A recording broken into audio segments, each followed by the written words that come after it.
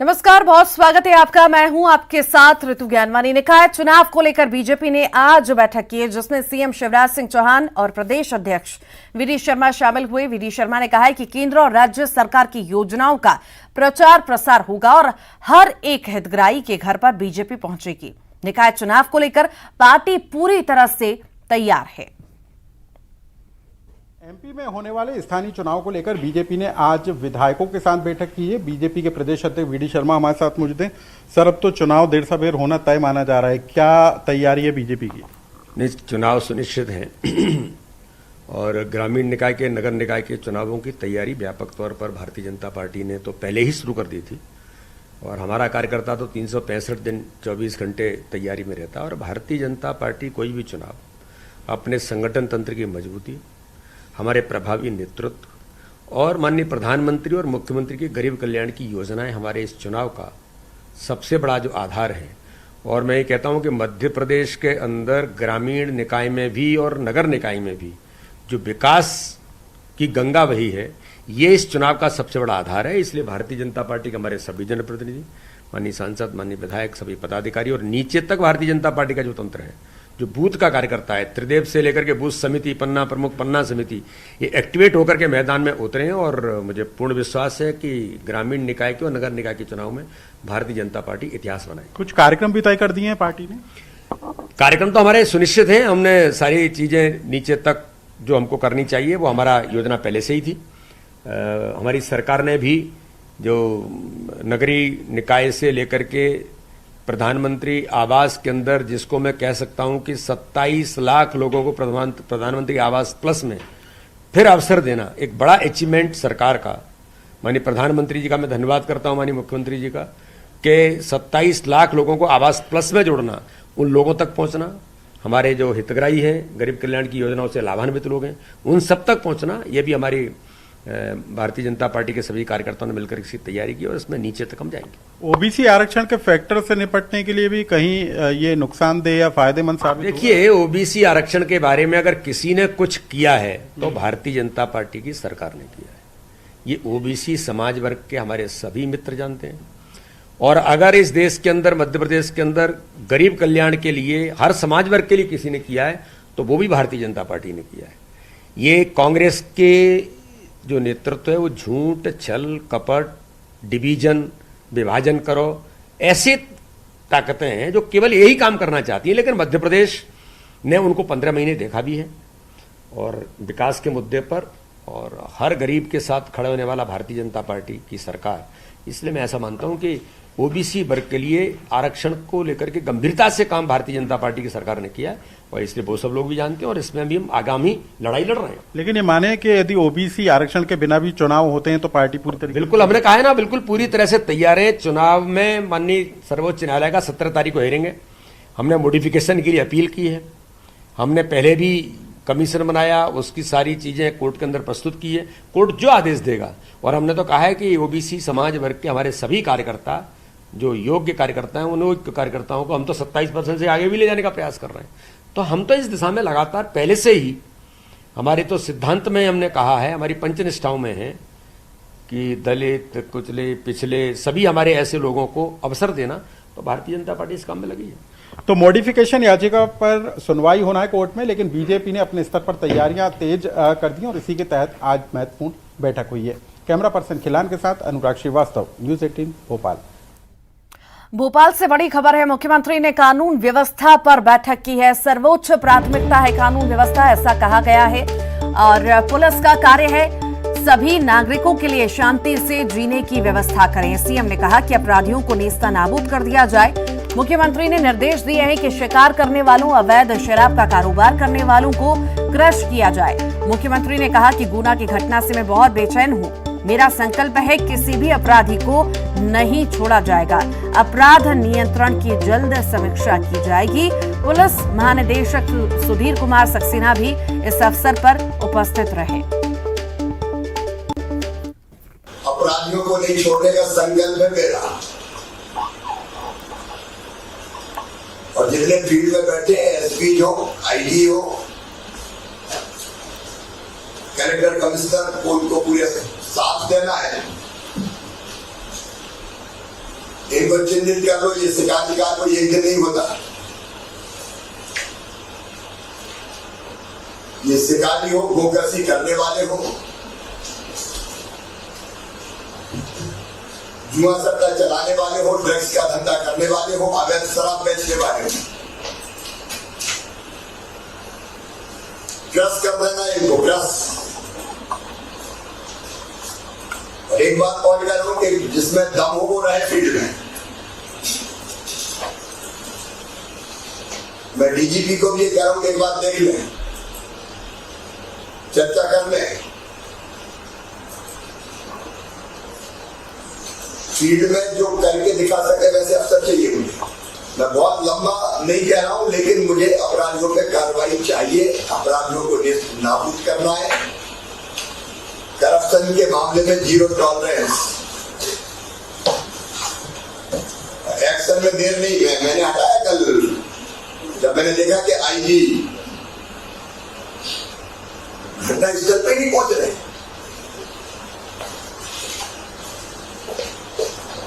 और ये मैं उस पर दर्ज करूंगा इतनी देर क्यों की, ये कोई मुरम्मत नहीं चलेगी। इसे तुरंत रिस्पॉन्ड करना है, तुरंत एक्शन लेना और अपराध ना हो ये परिस्थिति पैदा करना है। भोपाल में नई पार्किंग पॉलिसी पूरी तरीके से लागू नहीं हुई है। आज से 2 पहिया और 4 पहिया गाड़ी खरीदते समय ही शोरूम पर ही 250 रुपए से लेकर 5,000 रुपए तक लाइफ टाइम पार्किंग चार्ज वसूलने की योजना थी, लेकिन अभी 2 व्हीलर और 4 व्हीलर डीलर ही नई पार्किंग पॉलिसी को लेकर तैयार नहीं हैं। फिलहाल नगर निगम ने इन शोरूम पर सिर्फ पार्किंग चार्ज की शुल्क लिस्ट चस्पा की है। में लाइफ टाइम पार्किंग शुल्क वसूलने का काम किया जा रहा है। जो डीलर है वो इसे वसूलने का काम कर रहे हैं। नगर निगम के द्वारा सभी जो डीलर है, चाहे 2 पहिया वाहन के हो या 4 पहिया वाहन विक्रेता हो, उनके यहाँ पे ये नोटिस चस्पा कर दिया गया और उसे बताया गया कि किस तरीके का ये नियम है और 2 पहिया वाहन की जो कीमत है उसके आधार पर ये शुल्क निर्धारित किया गया है। 50,000 के वाहन पर 250 रुपये का शुल्क लगेगा, 50,000 से 1 लाख के बीच 500 रुपये का शुल्क लगेगा। ये 2 पहिया वाहन की जो मापदंड है वो तय किए गए, रेट लिस्ट यहाँ पर लगा दी गई हो। ये आदेश नगर निगम आयुक्त के द्वारा जारी किया गया है। 2 पहिया वाहन के विक्रेता हो या फिर 4 पहिया वाहन के डीलर हो, इन सभी को ये निर्देश दिए गए हैं जब कोई भी व्यक्ति जो है गाड़ी खरीदने के लिए उनके पास आए तो इसी जो निर्धारित शुल्क है पार्किंग का, जो लाइफ टाइम शुल्क है वो वसूलने का काम करें। यहाँ पे ग्राहकों के लिए भी ये नीचे एक निर्देश दिए गए हैं कि वाहन क्रेता वाहन खरीदते समय जो है वो डीलर या सब डीलर जो भी हैं उनसे पार्किंग के संबंध में जो शुल्क जमा कर रहे हैं उसकी रसीद भी यहाँ पे प्राप्त करें। तो जो नियम थे उसके तहत अब जो है इसे आगे बढ़ाने का काम नगर निगम के द्वारा किया गया है। हालांकि कई तरीके की दिक्कतों का सामना अभी तमाम वाहन डीलरों को करना पड़ा। यही कारण है कि कई जगहों पर, यानी हम ये कह सकते हैं कि पूरी तरीके से अभी जो लाइफ टाइम पार्किंग शुल्क है उसे वसूलने का काम नहीं किया जा रहा है। कैमरामैन दीपक के साथ मनोज राठौर, न्यूज़ 18 भोपाल। तो नई पार्किंग पॉलिसी जो है मनोज, लागू होने की बात कही गई थी, आज से लागू भी होनी थी पर पूरे तरीके से लागू नहीं हुई है। आखिर क्या कारण है और अगर लागू होती है पॉलिसी तो क्या रहेगा इसमें, इससे भी ये भी जानकारी दीजिए।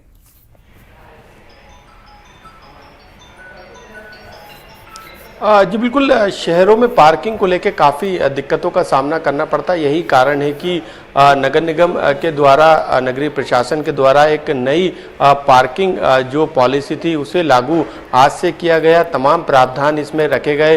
पार्किंग जो है वो एक तरीके से यदि नए वाहन लेते हैं तो लाइफ टाइम पार्किंग शुल्क देने के बाद उन स्थानों पर पार्किंग शुल्क नहीं देने का प्रावधान किया गया था। इसको लेकर तमाम शुल्क जो फीस है उसका निर्धारण कर दिया गया था, लेकिन प्रशासन की तरफ से तमाम नियम प्रावधान बनाए गए उसको लेके हर वाहन डीलर, चाहे 2 पहिया वाहन हो या फिर 4 पहिया वाहन का डीलर हो, वहाँ पर जो लिस्ट थी, जो जानकारी थी, उसे चस्पा कर दी गई है। लेकिन अभी भी जो ऑटो डीलर हैं वो इस बात को लेकर तैयार नहीं है, क्योंकि जो कस्टमर अभी गाड़ियां लेने के लिए पहुंच रहे हैं, उनके साथ एक बड़ी दिक्कत यह है कि वो इस शुल्क को देने के लिए तैयार नहीं है। यही कारण है कि अब जो तैयारी थी भले ही प्रशासन की तरफ से की गई, लेकिन जमीनी स्तर पर उसका असर जो है वो ऑटो डीलर, चाहे 2 पहिया वाहन के हों या फिर 4 पहिया वाहन के, वहाँ पर नज़र नहीं आ रहा है। आज संडे का दिन है, कई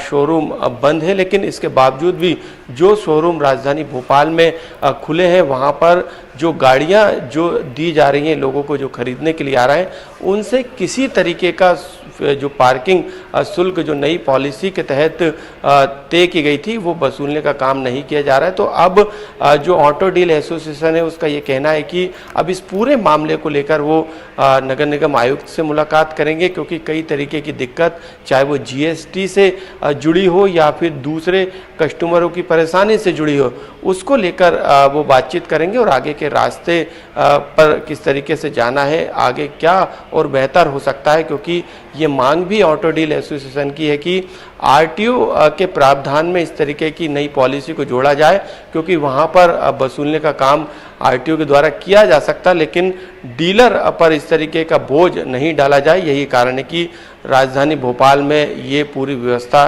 ये नई पॉलिसी की व्यवस्था अभी भले ही प्रशासन की तरफ से लागू कर दी गई हो, लेकिन ज़मीनी स्तर पे जो खरीदार हैं, जो लोग जा रहे हैं गाड़ियां खरीदने के लिए, वो अभी देने के लिए तैयार नहीं। यही कारण है कि अभी काफ़ी दिक्कतों का सामना डीलर को करना पड़ रहा है और कोई अपने शोरूम पे आने वाले देखने वाली बात होगी कि आखिर इन डीलरों के द्वारा जो विरोध किया जा रहा है उस पर आखिर संज्ञान लिया जाता है, नहीं लिया जाता है, या वाकई में ये जो पॉलिसी है यही लागू होगी। बहुत शुक्रिया जानकारी को साझा करने के लिए मनोज। पूर्व केंद्रीय मंत्री अरुण यादव ने उदयपुर में आयोजित कांग्रेस के नव संकल्प चिंतन शिविर में कहा है कि आज देश को कांग्रेस की जरूरत है, क्योंकि भाजपा देश को बांटने की कोशिश कर रही है। चिंतन शिविर में अलग अलग विषयों पर चर्चा हो रही है और देश में एक नई अलख जगाने का काम कांग्रेस करेगी। विभिन्न विभागों द्वारा विभिन्न विषयों पर यहाँ पर चर्चा हो रही है और वो चर्चा लेकर हम देश के विभिन्न कोनों में जाएंगे और देश की जनता में एक नई अलग जगाने का काम कांग्रेस पार्टी करेगी। ये शिविर हम सबके लिए एक बाइबल की तरह है और मैं आदरणीय राहुल जी का, आदरणीय सोनिया जी का और तमाम कांग्रेस पार्टी के वरिष्ठ नेताओं का आभार मानता हूं कि उन्होंने इस ऐतिहासिक शिविर का आयोजन यहाँ पर किया। आज देश को आवश्यकता है कांग्रेस की। जिस तरह से देश को खंड खंड करने का काम भारतीय जनता पार्टी के लोग देश में कर रहे हैं और देश की जनता के सामने एक स्पष्ट बात हम सबको रखनी चाहिए, जिसका सारा उल्लेख हमने इस 3 दिवसीय शिविर में यहाँ पे किया है। रायपुर से बड़ी खबर है, महिला से 40 लाख की उगाही हुई है। अश्लील फोटो खींचकर महिला से ब्लैकमेलिंग की गई। कपड़ा कारोबारी अनिल जैन गोलछा पर यह मामला दर्ज हुआ है। महिला के बेटे को पता चलने पर मामले का खुलासा हुआ। कोतवाली थाना इलाके का ये पूरा मामला आपको बता रहे हैं, जहां पर महिला से 40 लाख रुपए की उगाही की गई है। अश्लील फोटो खींचकर महिला को ब्लैकमेल किया गया और कपड़ा कारोबारी अनिल जैन है जिसके द्वारा ये ब्लैकमेलिंग की गई। अब फिलहाल मामला दर्ज कर लिया गया है।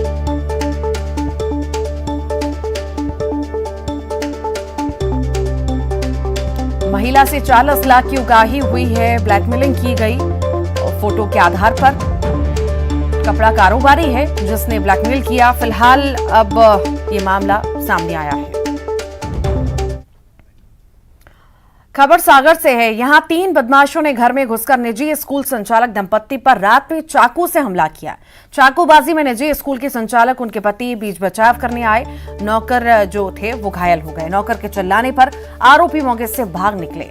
विदिशा स्थित प्रॉपर्टी को लेकर यह विवाद बताया जा रहा है।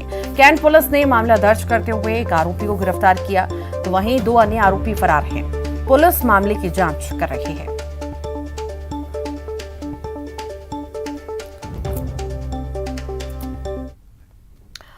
बड़वानी पुलिस ने लुटेरही दुल्हन को उसकी गैंग के साथ गिरफ्तार किया। इस बार इस दुल्हन ने गुजरात के युवक से शादी कर उसे अपना शिकार बनाया। बताया जा रहा है गुजरात के रहने वाले अर्जुन सिंह ने बड़वानी आकर शादी की। लुटेरी दुल्हन के नकली माता पिता ने शादी के लिए युवक से 1.5 लाख रुपए भी लिए। शादी की औपचारिक परंपराएं निभाकर लुटेरी दुल्हन अर्जुन सिंह के साथ गुजरात चली गई, जहां उसके साथ लगभग 8 दिन तक रही और दुल्हन के नकली माता पिता ने दोनों को किसी बहाने से वापस बुलाया और जिसके बाद राजपुर जाकर लुटेरी दुल्हन सोनू ने पानी पीने का बहाना बनाकर फरार हो गई।